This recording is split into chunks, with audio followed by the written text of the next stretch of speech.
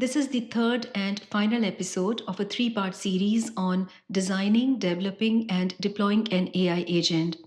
In the first episode, we designed a reliable AI agent. In second episode, we reviewed implementation code for that agent. In this third episode, we will review a deployment architecture for deploying that agent as a proof of concept and a production endpoint. I will also show a demonstration of deploying this agent on my local laptop. If you have not seen the previous episodes and you're not familiar with the agent architecture, then I would recommend that you do that because this episode will simply deploy that architecture. So having understanding of different components can be useful. In our agent architecture, there are three main components to be deployed separate from each other. The first component is the agent workflow, which includes LangGraph node definition, schemas, prompts, and helper functions. We will bundle these together and deploy them in a container as an agent workflow endpoint. The second component is MCP server with tool integrations. In our case, it was tool implementation as we created the tools with dummy data. And the third component is the vector database for storing agents' semantic memory. As we deploy this agent, the workflow code will remain the same. We will simply pick the right compute and surrounding services. So let us review an example proof of concept deployment of this AI agent on AWS by walking through a request flow. The process begins when the client application sends an incident request through an application load balancer, and the load balancer forwards it to agent container, which is running on AWS Fargate. Inside the container, we have a lightweight fast API web server, which has a very simple responsibility. It accepts the request from the client and starts the agent workflow. Everything that we built in the lab now runs inside this container, including validation, vector retrieval, LLM calls, postmortem draft creation, critique of that draft, human routing, and promotion of long-term memories into ChromaDB. The deployment simply wraps the workflow inside the web service. As we are familiar with the flow, the next step is to retrieve memories from ChromaDB, which in this architecture persists the memories on Amazon EFS, which is a durable and scalable shared file system. The LLM reasoning is performed by Amazon Bedrock, but it can be replaced by any other model provider service by replacing Bedrock call with alternate model call in your code. The MCP server in this proof of concept implementation can be embedded directly inside the application running inside the agent container itself. It exposes the tools for gathering evidence for the postmortem. Amazon Bedrock is called by the postmortem draft creation and critique nodes. We did not discuss this during agent implementation, but we can persist agent's state in persistent storage besides maintaining an in-memory checkpointer. In this architecture, I have chosen DynamoDB, which is NoSQL key value and document database in AWS for storing workflow state checkpoints and human review process data. In our lab, we used Langsmith's cloud version, which is a fully managed SaaS for storing traces and logs for the agent. However, many times enterprises have strict requirements to have full control and data isolation for their application logs. In that case, Langsmith can be self-hosted on EC2 or container services such as EKS or ECS, and we can use RDS, Elasticache, or S3 for storage. The last step in our workflow is to persist valuable memories in ChromaDB. The operational services remain outside the agent. On AWS, we can use identity and access management for securing the access. Secrets Manager can be used for storing credentials for Bedrock, DynamoDB, or Langsmith, and CloudWatch can be used to store logs and metrics for AWS services such as Fargate, DynamoDB, etc. This architecture is perfectly adequate for a proof of concept or even a small production deployment. However, as agent is deployed in production and it becomes successful, you may have multiple containers running behind the load balancer trying to access same memories. You may also have different agents trying to access same tools from MCP server. In order to support production scale and multiple agent development, we can evolve this deployment architecture. This architecture is very similar to the previous architecture except for two changes that we have introduced. First, we have moved MCP server in a separate container running as a separate service.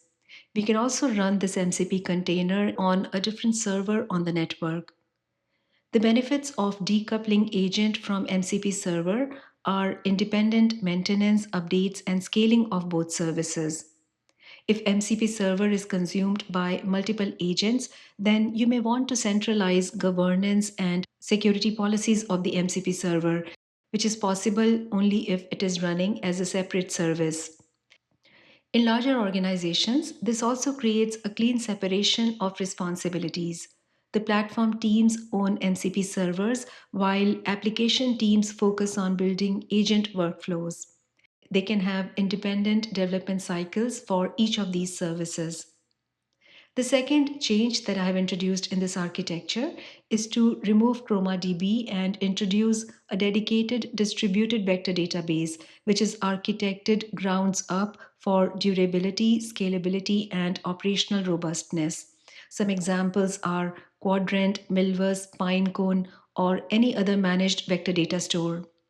ChromaDB is a good choice when your scale is limited. However, the operational burden will increase as the scale increases. As far as request flow goes, the request flow in this architecture is very similar to the request flow in the previous architecture. As a next step, let us see how I have prepared the code for deployment and deploy it on my local laptop. For deploying code, I have extracted agent code and MCP server code in separate folders. Each of these will be deployed as a separate container service. For vector database, I will use ChromaDB with local storage on my laptop. In the agent folder, I have extracted schemas, prompts, helper functions, and agent graph definition in separate Python files. I have also created a lightweight fast API web server for receiving the request and invoking agent workflow.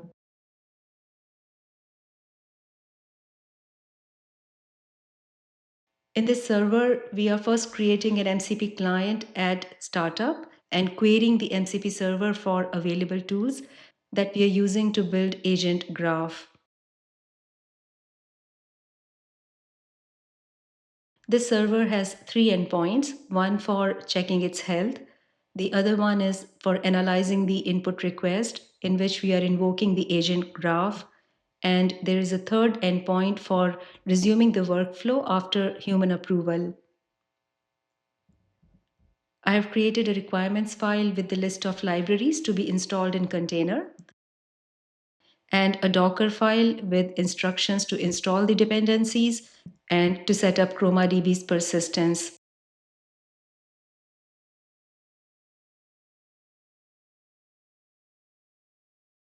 In MCP server folder, I have extracted MCP server code with requirements file and Docker file. As you can see, this is the MCP server code that we had reviewed in our lab.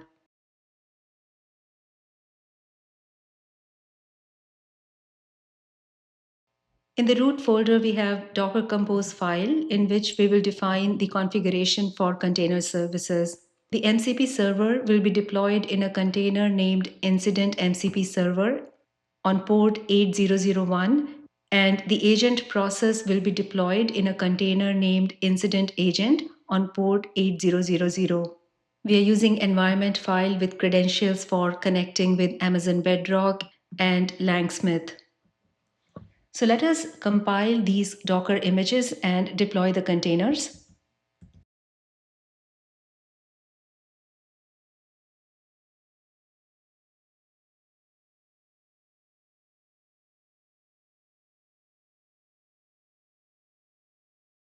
While this is happening, I also wanted to show you that I have installed Docker Desktop on my local machine.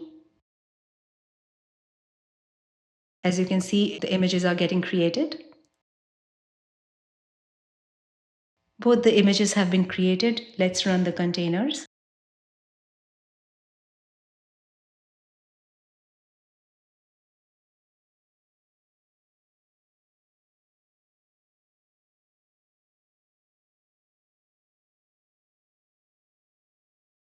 Both the containers have been deployed. And I forgot to tell you that under the agent folder, I have also created an index HTML, which is an HTML that we will use as a client for interacting with this web server.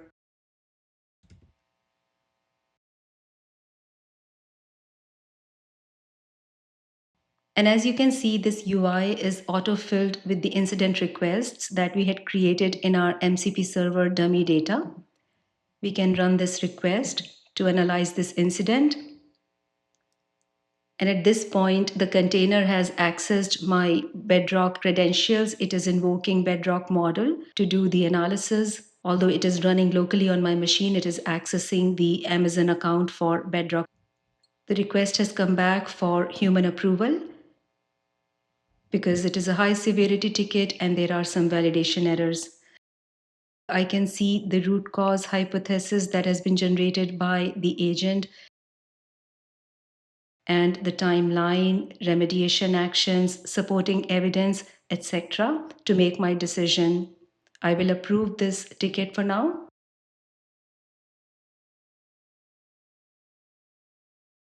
And this is the decision log. It says human approved, but memory not saved because validation failed.